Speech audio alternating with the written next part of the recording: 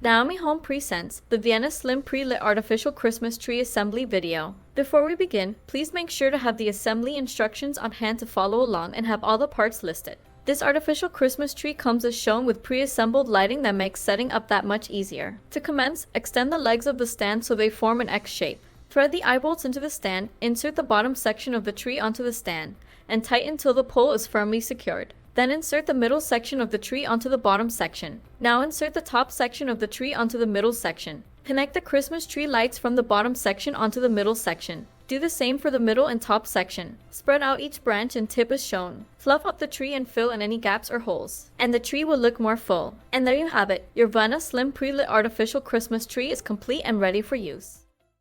Thanks for watching! Like, subscribe, and share for more Naomi Home content. You can find the product link and more in the description below.